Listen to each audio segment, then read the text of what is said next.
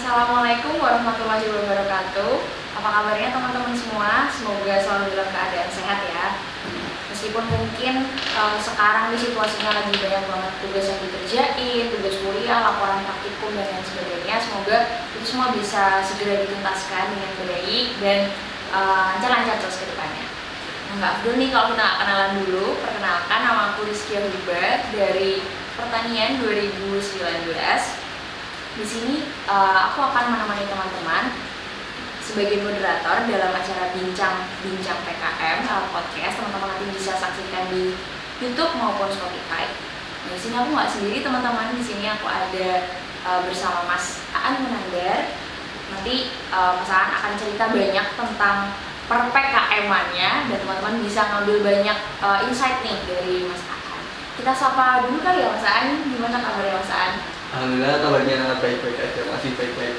Alhamdulillah baik, sehat ya? Alhamdulillah sehat. Alhamdulillah, yang penting sih selalu sehat. Soalnya meskipun COVID-nya udah mulai menurun nih, kita harus tetap ya waspada juga ya Mas ya.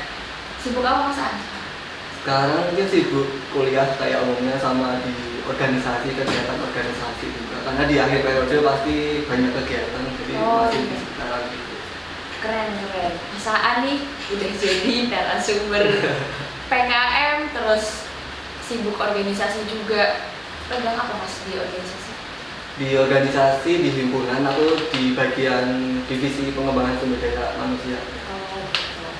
Buat teman-teman yang belum tahu juga, Mas Aan ini merupakan mahasiswa geofisika dari Fakultas Teknologi Mineral. Ya betul ya Mas ya? Angkatan 2018 gitu. Mungkin teman-teman yang belum tahu ya kan. Nah, selain sibuk organisasi, mungkin apa lagi yang bidang keilmuan atau akademik? Di akademik mungkin karena kemarin habis kuliah lapangan, jadi sekarang sedang pengolahan sama nyusun laporannya, sama kegiatan komunitas-komunitas di luar UPN juga. Keren ya teman-teman, bisa gitu produktif bagi waktu. Semoga lancar-lancar terus Mas. Oke, jadi pada kesempatan kali ini kan teman-teman ini butuh banyak informasi Mas terkait PKM gitu ya. PKM itu singkatan dari Mas? Jadi PKM itu program kreativitas mahasiswa. Itu merupakan salah satu programnya dari Kementerian Pendidikan dan Kebudayaan yang dikhususkan buat teman-teman mahasiswa. Jadi teman-teman mahasiswa di situ dikasih wadah nih buat kayak berkarya, bikin proyeknya sendiri, dan bidang-bidangnya tuh tentang PKM itu banyak. Jadi ini memang sebuah wadah atau fasilitas ya yang disediakan untuk teman-teman mahasiswa untuk berkembang gitu, sesuai kreativitas masing-masing. Dan bidangnya banyak, kalau nggak salah ada 8 ya Mas ya? Itu kalau boleh tahu apa aja tuh Mas? Jadi di PKM itu ada 8 tapi dibagi menjadi 3 yang utama. Yang pertama itu tentang PKM 5 bidang sebutannya. Itu mulai dari bidang riset, kemudian bidang pengabdian masyarakat, kewirausahaan, kemudian teknologi, kemudian ada yang kasa cipta, itu yang 5 bidang. Kemudian ada juga yang lebih ke karya tulis kayak PKM AI, artikel ilmiah, sama ada gagasan tertulis, sama ada PKM, mungkin ini PKM YouTuber karena buat bikin video, namanya PKM GFK atau gagasan futuristik konstruktif gitu. Jadi banyak banget bidang-bidang. Iya benar. Jadi harusnya dengan bidang-bidang itu tuh bisa mewadahi semua kreativitas teman-teman ya Mas ya? Karena selain di bidang itu tuh sebenarnya untuk ide di tiap bidangnya pun nggak dibatasin. Jadi semua ide entah itu tentang pertanian, tentang kebumian itu semua diperbolehkan untuk ikut PKM. Jadi nggak ada batasan harus tentang bidang ini, keilmuan ini nggak ada. Jadi semua keilmuan bisa masuk di PKM. Benar-benar. Bahkan buat teman-teman yang emang tertarik yang ke kewirausahaan itu pun juga disediakan ya Mas. Iya. Nah, banyak banget teman-teman bidangnya. Cuma pada kesempatan kali ini kita akan bahas nih spesifik gitu tentang PKM research gitu ya Mas. Nah, kalau nggak salah PKM research ini ada yang untuk science, ada yang untuk sosial. Itu bedanya apa Mas? Kalau jadi di PKM riset itu ada PKM riset eksakta sama PKM riset sosial humaniora. Nah, untuk riset eksakta itu buat anak-anak IPA kalau di SMA, kalau di sekarang ya kayak pertanian, kebumian gitu. Tapi yang untuk sosial humaniora mungkin untuk lebih ke anak-anak FEB, Fakultas Ekonomi Bisnis, tentang mungkin mempelajari budaya atau adat istiadat itu di sosial humaniora. Jadi kita lebih ke yang eksakta, riset eksakta.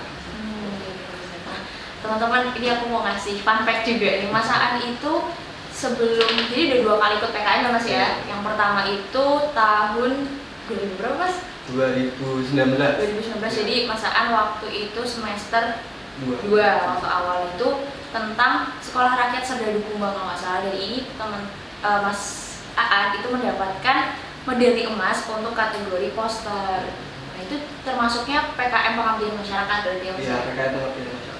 Nah tapi nggak cuma sampai situ, ternyata Mas Aan ikut lagi di kesempatan selanjutnya di tahun 2020 ini itu di PKM Riset yang akan kita bahas kali ini. Itu judulnya tentang Integrated 4G. Ini judulnya aja pusing aku bacanya. Nanti kita cari tahu artinya apa. Integrated 4G, integrasi studi geologi, geografi, geofisika, dan geoteknik sebagai upaya mitigasi longsor di daerah Makam Raja Imogiri Bantul. Iya, itu sepanjang itu judulnya. Nah itu kalau boleh tahu nih Mas, apa itu sebenarnya asal mulanya tuh dari mana gitu?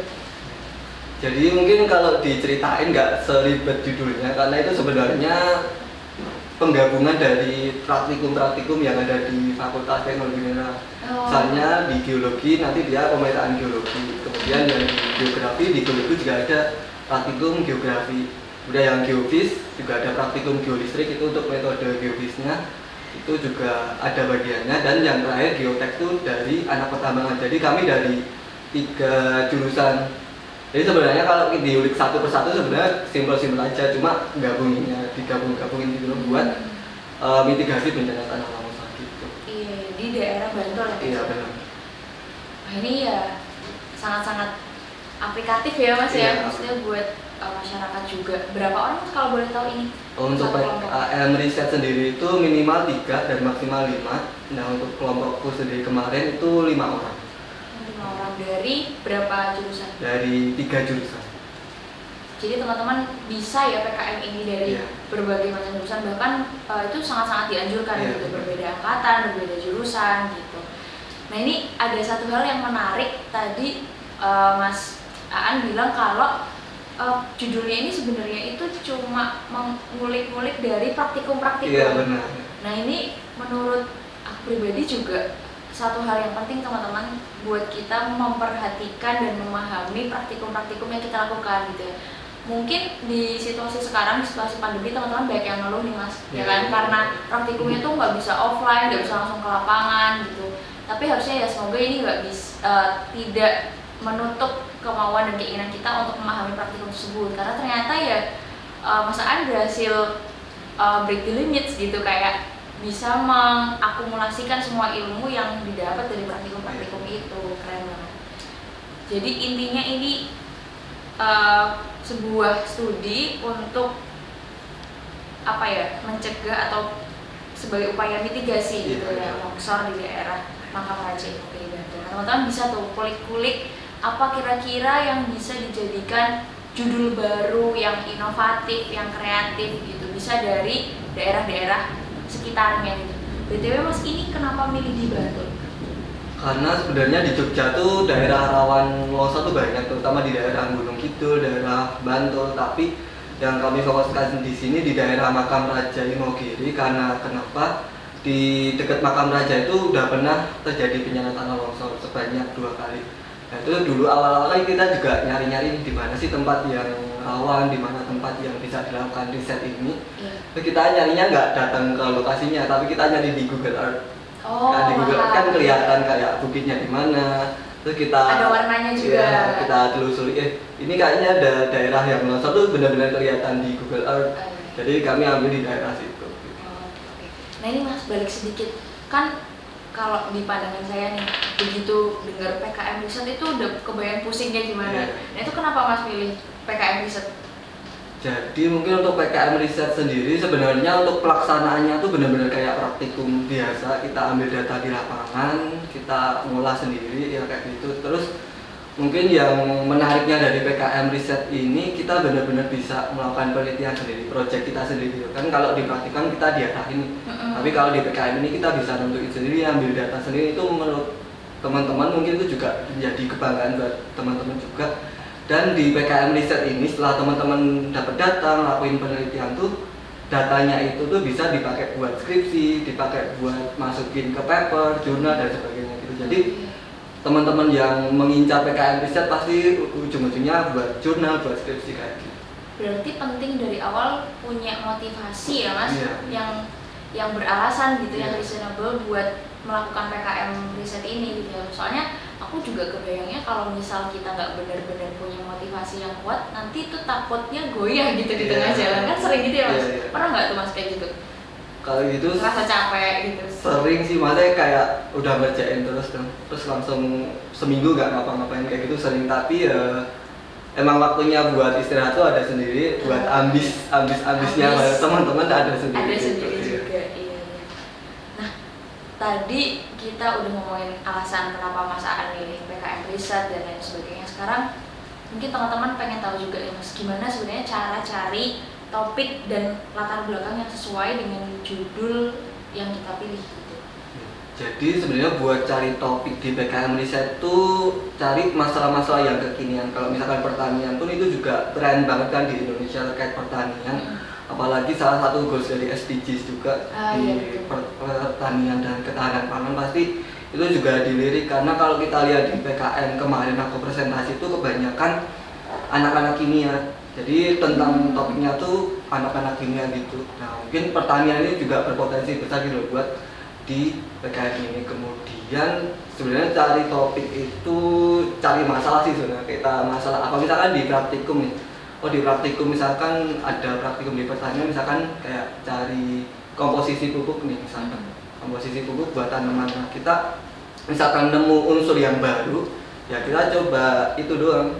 Unsurnya itu langsung diterapin ke pupuk, terus pengaruhnya ke tanamannya gimana, pengaruh ke tumbuhnya gimana, buah-buahannya gimana kayak gitu. Model-modelan PKM tuh ya kayak gitu. Jadi misalkan kita punya nemu unsur baru, terus ditambahin di komposisinya, hasilnya gimana.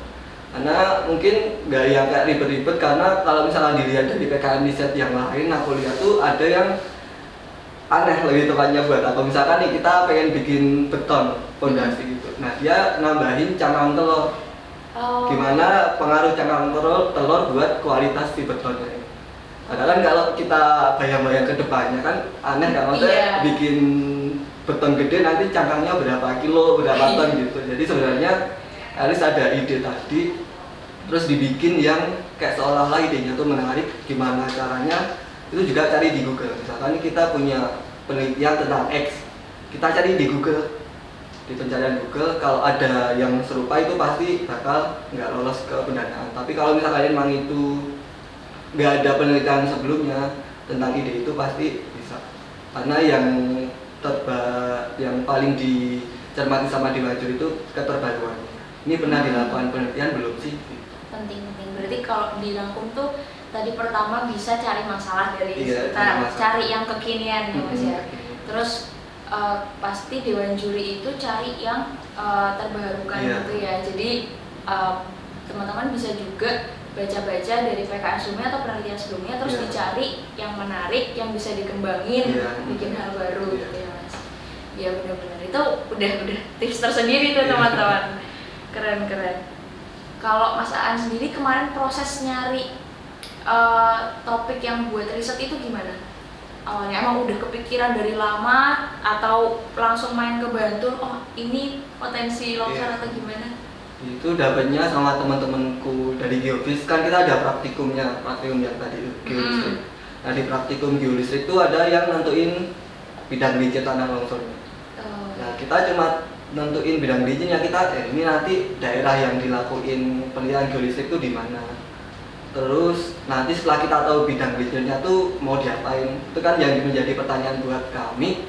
Terus oh iya, coba kita cari tempat tuh yang memang benar-benar rawan longsor terus baru dilakuin si geolistrik tadi. Itu makanya yang geologi sama geografinya.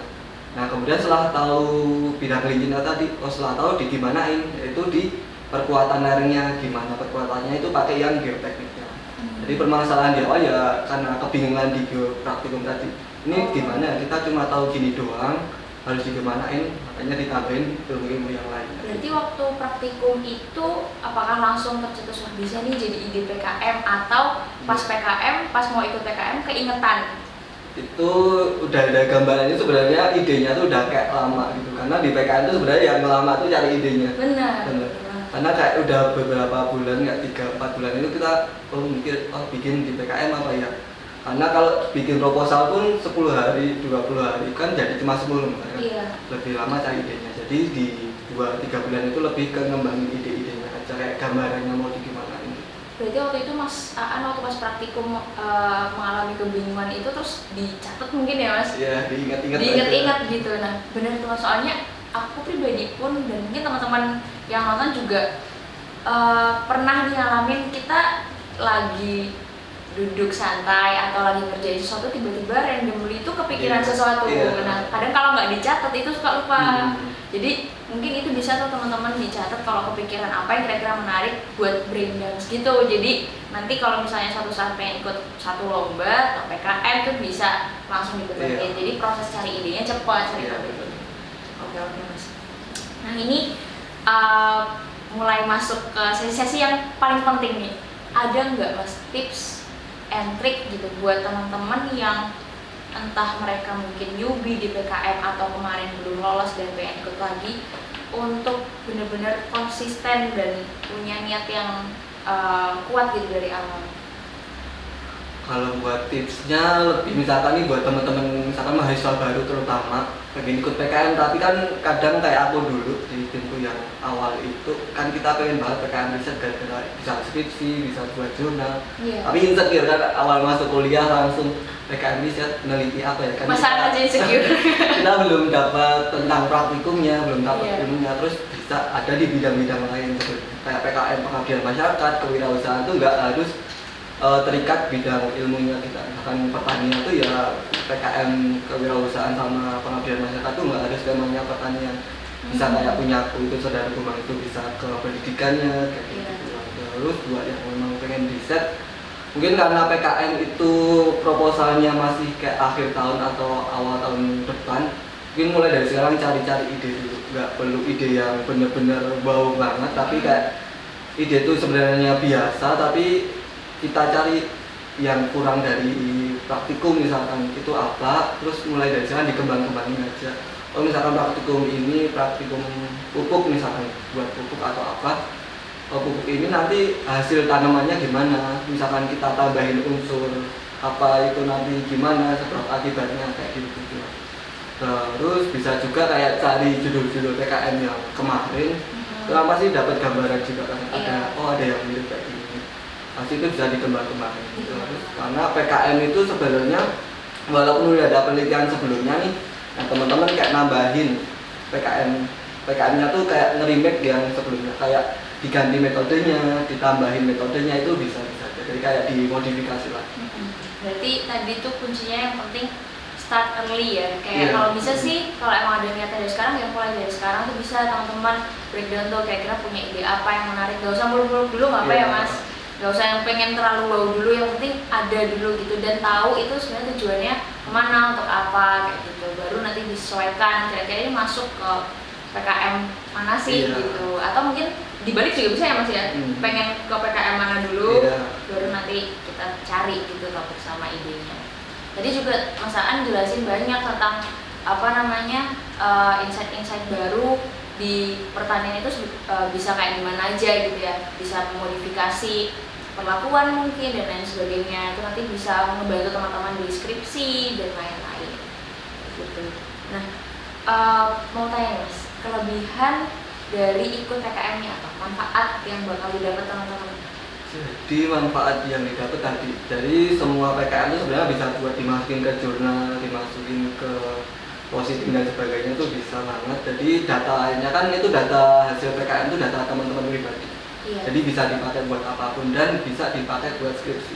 Terutama yang PKM riset tadi, karena di kakak tingkatku pun juga ada data PKM buat skripsian. Jadi dia udah dapat data duluan, tinggal dikembangin lagi buat skripsi. Kemudian terus pemeringkatan kemahasiswaan juga masuk, karena misalkan kita lolos pendanaan, kita sampai ke PIMNAS dan mungkin dapat medali, itu juga buat mungkin sebutannya kayak cendekia dan sebagainya, pakai poin-poin itu kan, itu salah satunya. Dan mungkin yang paling ini pengalaman sih, maksudnya walaupun orang-orang bilang pengalaman tuh kayak ya nggak yang wow banget, ya apa sih pengalaman kok harus digembor-gemborin, tapi emang bener-bener kalau di PKM ini pengalamannya tuh bener-bener dapat banget. Misalkan dapat dari pengalaman kerja sama timnya, misalkan ada yang satunya males, gimana cara menghadapinya, terus pengalaman-pengalaman, pasti banyak pengalaman-pengalaman yang paling berharga gitu.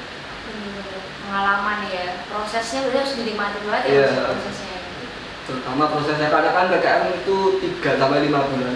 Jadi benar-benar gimana juga ya. Harus dinikmati prosesnya biar tadi pengalamannya itu bisa benar-benar kerasa gitu. Kalau yang skripsi tadi itu emang benar-benar bisa, Mas? Benar-benar bisa. Misalkan teman-teman ambil PKM riset nih, ambil data dari tumbuh-tumbuhan atau apa tentang pertanian. Nah, datanya itu tuh benar-benar bisa dipakai buat skripsi teman-teman. Jadi nggak perlu kayak ke perusahaan buat minta data, buat menganalisis data, tapi pakai data PKM. Berarti bisa selangkah lebih maju ya kalau misalnya bisa buat data skripsi. Nah, itu banyak banget teman-teman manfaatnya kalau emang yang minat ke kompetisi PKM ini, nah itu bisa banget buat join dan nanti rasakan sendiri manfaatnya. Nah, ini terakhir nih Mas, kita udah mau masuk ke akhir sesi. Ada nggak pesan-pesan motivasi gitu buat para pejuang PKM 2022? Mungkin kalau pesan sih jangan ragu-ragu. Karena kan kita biasanya kalau pengen PKM tuh aduh males, aduh ini, tapi bingung kayak cari ide, bikin proposal, udah kepikiran aduh bikin proposal gitu. Tapi sebenarnya kalau dipikir-pikir tuh PKM tuh kayak gampang gitu. Maksudnya kita cari ide, kita tulis di proposal yang cuma 10 lembar, itu langsung bisa misalkan lolos pendanaan dan sebagainya. Jadi jangan malu-malu, jangan takut-takut, jangan insecure dulu, langsung coba aja dulu, langsung cari ide, nggak perlu mikir 2 kali buat ikut PKM. Karena manfaatnya banyak banget.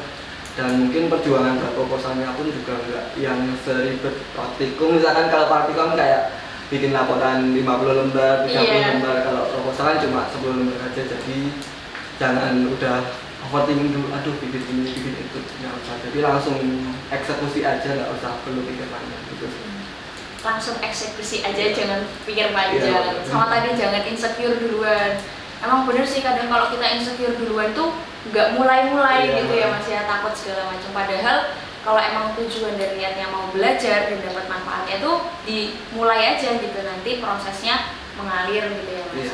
Dan kayaknya nggak sekelas juga kalau kita belajar sama kakak-kakak yang mungkin udah lebih berpengalaman juga. Teman-teman nanti kalau ada yang kena masakan bisa mungkin tanya-tanya ke masakan atau kakak-kakaknya yang lain gitu, supaya bisa lebih tercerahkan gimana sebenarnya proses yang harus dilalui untuk bisa mencapai PIMNAS nanti gitu ya Mas. Misalnya tujuan utamanya pengen ada di PIMNAS gitu. Ya mungkin segitu dulu kali ya Mas ya, perbincangan kita tadi masakan udah ngasih banyak banget insight. Harusnya teman-teman bisa mendapat banyak hal. Aku pun di sini sangat termotivasi gitu ya.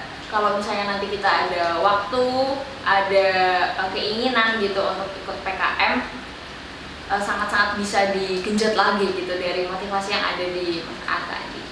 Mungkin sekian podcast kali ini. Semoga bermanfaat buat teman-teman semua. Selalu jaga kesehatan. Semoga semua urusannya dilancarkan. Dan see you next time. Assalamualaikum warahmatullahi wabarakatuh.